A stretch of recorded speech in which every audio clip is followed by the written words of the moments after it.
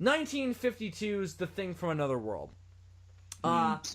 This was on my list. It didn't break the top 5, but it was on my list. The Thing from Another World, again, really fun movie. Good blend of thought-provoking sci-fi. What happened? I have 51 written. Are you sure it's 52? I have 51 written down. I could be wrong. It might be 51. It's one of those. The Thing from Another World, of course, for those of you who don't know, is an adaptation, the first adaptation of a short story called Who Goes There. I do not remember the name of the original author. I've never read the short story. Apparently, it's fine. I'll have to get into it at some point, though. But it's like Planet of the Apes, where I've heard the movies are better. And it's the story of they're in the North Pole in the movie. So it's the Arctic. And then I think in the book they're in the Antarctic, the South Pole, just like in the 80s version. And they find an alien life form frozen in the ice. They bring it back to their base of operations. It gets loose somehow, and of course just wreaks havoc. And they have to stop it from taking over the world, from getting out and potentially taking over the rest of the world beyond the base. So, it's a loose adaptation, a looser adaptation than the 80s John Carpenter version, I would say. But, I don't know, man. I kind of enjoy it more than the John Carpenter version. Just because the John Carpenter version is definitely a better horror movie. Without fucking question. Like, it is a great horror movie. I believe that's the difference, isn't it? I mean, I guess it depends on what you're in the mood for, because I love both of them pretty equally, I would say. Because I would put the 50s version on a list like this. I would not put the Carpenter version. Well, I wouldn't put it in sci-fi, certainly. Maybe in a horror list it would be on there, but definitely not sci-fi. Yeah. Anyway, I love them both for different reasons, and it's pretty much what you were just talking about. It really just depends on what you're in the mood for, because if you want a great horror movie, especially something that breaches that wonderful gap, or crossover gap that is sci-fi horror, then The Thing is one of the best examples you can find. But if you want classic 50s sci-fi, then you have Thing from Another World, which, again, one of the best examples you can find. Yeah. Again, I think it all comes down to the good cast, good human characters. They're fun. This is perhaps one of the more unique films on this list. Maybe not super unique. There were quite a few at the time that were able to pull this off. It's one of the few movies that has overlapping dialogue in it, constantly. Every scene has overlapping dialogue. And you think that could get annoying, but it doesn't to me. I think it only makes it more realistic, and it makes the characters feel more real and more fun and more lively. And I think that's another thing about this movie that really sets it apart from a lot of other crap at the time, is it's just really lively and energetic, and there's a cracking pace to it. There's always something interesting or funny or compelling happening. Dialogue scenes are just as fucking compelling as scenes where the alien is doing anything. It's incredibly well shot. The actual alien itself, the Thing from Another World, it's different than the book, of course, in that it's not a shape-changing life form that adapts to its surroundings. It's a big plant man. It's basically a big carrot, as Scotty in the movie describes it. And it doesn't try to, take the form of the humans that hasn't captured it. It's just trying to use their blood to grow more of its, spawn, pretty much. But that has a certain charm to it, and that has a certain terrifying kind of almost Twilight Zone quality to it. Like, it has a very Twilight Zone feel. Would you agree? Yeah. A lot of my favorite sci-fi movies are films that almost feel like I'm watching episodes of Twilight Zone. Whoa, that was loud. Sorry, I finally got back into Skype on my laptop. I mean, I'm going to continue using the phone because fuck my laptop right now. But yeah, let's not try it. I resolved my logging in issue, so that's a good thing. How close is the phone to your mouth? Because you sound a little distant, and I'm just worried about how it's going to sound to the people listening. It's not incredibly close. I could lean in a little closer. That helps out a lot. Thank you. Okay. I appreciate that. But let's talk about the alien. I think it's great. The special effects are minimalistic, certainly. it's definitely done because what's described in the book could not have been pulled off at the time. But I think they're aware of how minimalistic it is, and it's shot and choreographed in such a way where that's used to its advantage. And I think it's a dude with some white paint on and a couple of horns glued to him, right? I mean, it's not super complex. But Right. what I think makes it work is that it is just a dude. And it gives some credence to... what's his name? The professor. The guy who's like, we gotta save the alien because it'll teach us about ourselves and our feelings. What's his name? Yeah, shit. Dr. Carrington. Dr. Carrington, who's a real prick. But he's sympathetic, though, I feel, because he seems genuine. He's played by a good actor. He seems to really believe what he's saying. And Well, he's one of those characters who has like admirable motivations, but he just takes it to such an extreme that it becomes a problem. oh yeah, he's a cartoon villain in the fucking end. I'm glad that he doesn't die though. I think that's really kind of important. Like typically a character like him in one of these movies would die, but he just gets injured and that's it. I really like that. But I think that what else helps his point is that the creature just looks like a guy. So you kind of feel like, well, yeah, maybe we should just try to communicate with this thing because it's just a dude. So why don't we just try and talk to it? But of course that doesn't work out. But I think the best special effect in the movie actually is not even the thing himself. It's actually... So at one point, Dr. Carrington finds out that the creature is using blood to feed the plants that are its spawn, that it's going to use to reproduce. So he experiments on some seed pods that he finds in the hand that got cut off, because the creature loses its hand early on by a dog. And he exposes it to some blood, and he starts growing his own like versions of those plants. And they all like breathe. They all have a pulse. You know what I'm talking about? Yeah. Where they're all kind of pulsating. I think that's the best effect in the movie. It's incredibly unsettling It's a creepy scene. to see plants breathing like that. It is so bizarre, and genuinely off-putting and genuinely disturbing. But as a science fiction movie, though, why did I put it there? Atmosphere is a lot of it. It's just got this very specific feel to it. I think the setting has a lot to do with it. It's cold. It's isolated. It's in smack dab in the middle of the Cold War about a bunch of scientists from all around the world trying to work together to solve all of our problems. It is incredibly of the time, and I think the situation only makes that better. Because it's an alien that comes down who may or may not be malevolent towards us, and it's all about the debate over how to react to that. I just think that works really well for the time and in this context. Again, great cast, great effects, good story, funny, scary at points certainly, well made. It's just kind of perfect. It's great. If there's any problems with it, it's that I do think that the alien is kind of... A, it doesn't get enough screen time. B, it's a bit kind of like it's just a dude. So, you know, Yeah. maybe they could have gone a little further. All right, Dylan. So, do you want to get into your number one, or do you have anything else you wanted to say about The Thing from Another World? Well, I was saying, and I'm not sure how much of it you heard. The last few things I wanted to say about Thing from Another World. Obviously, you know, the famous shot where they light the monster on fire. Wonderful. Beautiful. Also, because it's a Howard Hawks picture, very snappy dialogue, very good for early 50s, always holds your attention, you know, all of that. Mm-hmm.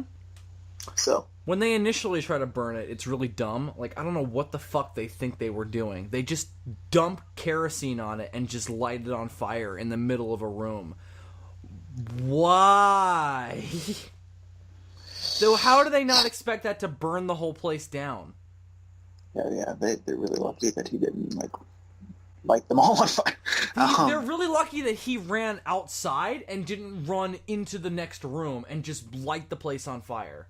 Because that's all he had to do. Like, he's not an idiot. He should have done that.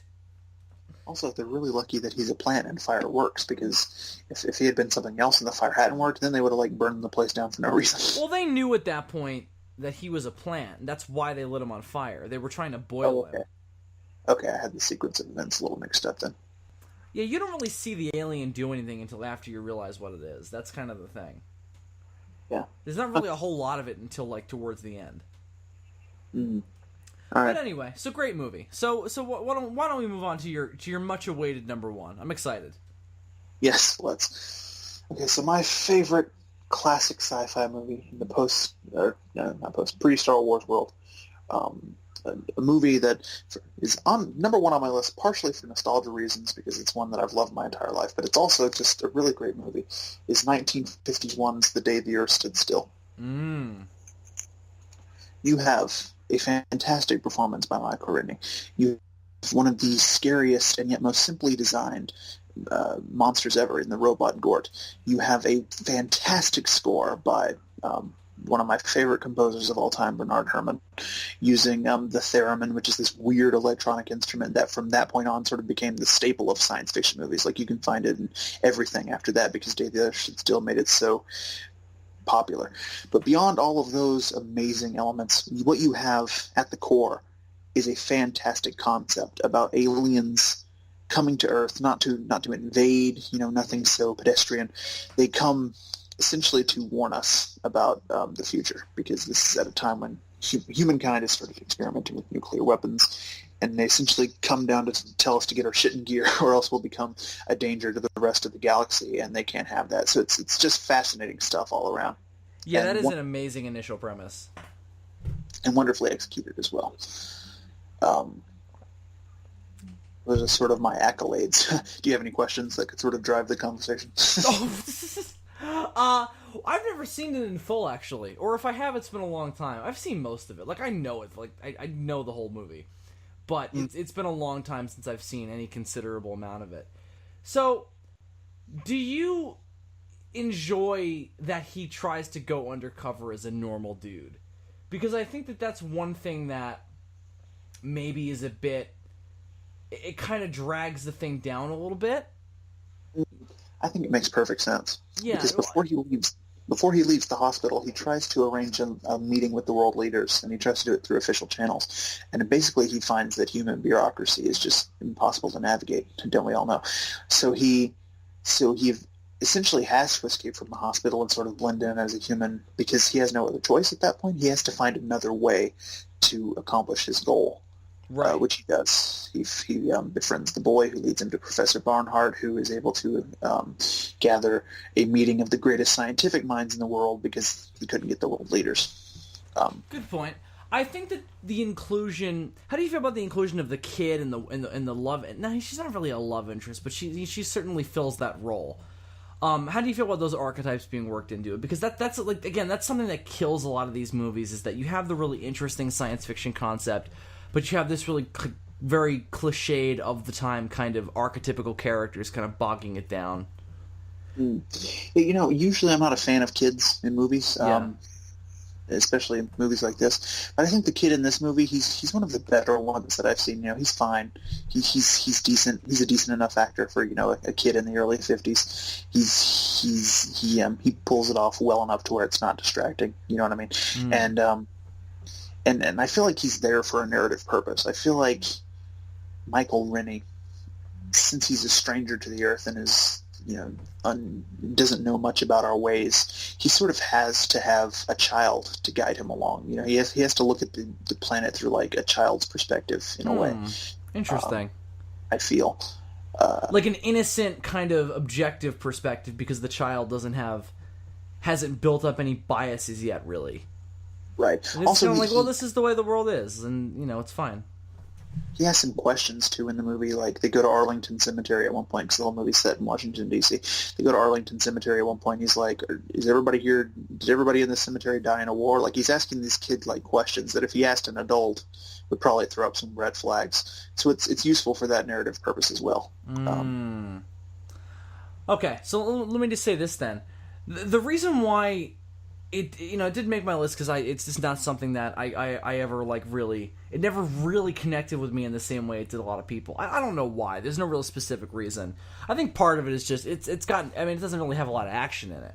It's it's No. it's a thinky one. It's all about the consequences of the idea of you've got this intergalactic force that's just like, listen, if you are going to wield this kind of power and come up to this different level of cosmic awareness, you need to take the responsibility that goes along with that and not just fuck around because you want and want and want. I think Yeah. that's really compelling. I just think that it's not an alien invasion story. Ultimately, it's an alien visitation. yeah, Um, but it's like it's so more small.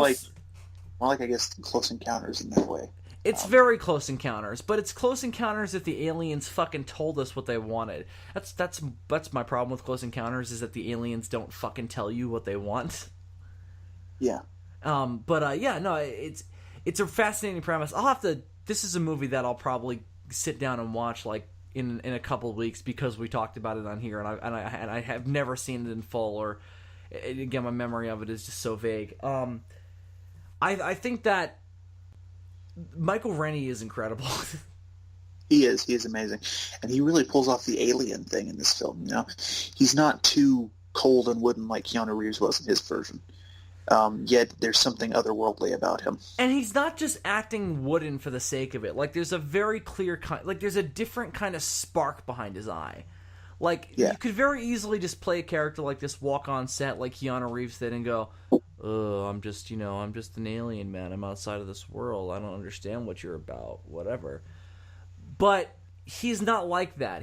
There's an energy to him. There's a spark behind his eye. He clearly wants to be there for a reason, and he's not just like this boring puppet of a man. Like he has an energy to him. Now, do you think that maybe that's because it's not like the Keanu Reeves version where that's what he looks like. He's just a guy. It's not like in the Keanu Reeves version where he's a puppet, or he's a consciousness that has formed that body so he can operate on Earth, right? Well, they never... Yeah, I mean, that's the idea. It's possible that the 50s version of Klaatu is also, taking on human form, but if so, it's never stated in the movie. So as far as we know, his race just looks human. Right. Which, that was that era. Right, exactly. Yeah. And even though, as you were saying, this is this is a thinking man's sci-fi picture. Yeah. Despite that, though, you have one of the great early cinematic monsters in the robot Gord, who has the power to destroy the entire planet if he so chose. And there's always this great looming threat in the movie where, holy shit, what if this robot gets fed up with things and just wakes up and kills everybody? When you see... This movie could go south very quickly. Yeah, when you see trailers for it, you remember that classic media Godzilla VHS that had all the monster trailers at the end? When you watch that, that Day the Earth Stood Still is in there. It plays itself like a monster movie where Gort is the monster, and Michael Rennie is barely in the trailer. It's all about Gort, and it's funny because he's rather in the background. There's this great line in the movie that they sort of play up in the trailer where she's like, what could Gort do on his own? He's just a robot. And he's like, he could do anything. He could destroy the world. Yeah, that's a great delivery of that line, too. Again, he's not just a boring wooden piece of crap. He's really trying. He's really putting some energy behind it. But yeah, so what I was going to say, though, is that Gort is largely in the background for most of it, though, right? He's not really, in the forefront for most of it. He's kind of like Michael Rennie's off doing stuff, Klaatu's off doing stuff and trying to make stuff happen, and Gort's just sitting on the grass, just I'm waiting, man. I'm waiting to blow something up.